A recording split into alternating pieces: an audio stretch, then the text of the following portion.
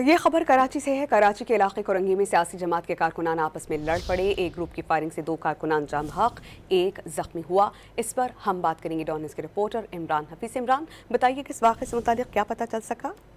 देखें, इब्तदाई मालूमात के मुताबिक कोरंगी चौक क्वार्टर है इलाही मस्जिद के करीब एक सियासी जमात के कारकुनान की बैठक के ऊपर जो है वो मुसलमान मुल्ज़मान ने फायरिंग की है, जिसके नतीजे में 2 अफराद इस पे जांबाग हुए हैं। जो जांबाग अफराद के अंदर जो है वो नूर नबी, इसके अलावा जो है वो इलियास शामिल हैं, जबकि जख्मी जो है वो इस्माइल ये शदीद जख्मी हुआ है। जांबाग और जख्मियों को जो जिन अस्पताल में मुंतकिल कर दिया गया है। बताया गया है कि पुलिस की जानिब से इब्तिदाई तौर के ऊपर के जो जांबाग और जख्मी और फायरिंग करने वाले मुल्ज़मान का ताल्लुक जो है वो एक ही सियासी जमात से है, और ये आपसी जो रंजिश है सियासी उसका शाखसाना ये फायरिंग का वाक़या लगता है। पुलिस मौके पे पहुंच गई है और वहां से जो है वो शवाहिद इकट्ठे किए जा रहे हैं। इसके अलावा गोलियों के खोल वो भी जो है वो तहवील में लिए गए हैं। वज़ीर दाखिला सिंध ने वाक़े का नोटिस लेते हुए SSP कोरंगी से वाक़े की पूरी तफसीलात जो है वो तलब कर ली हैं। जी,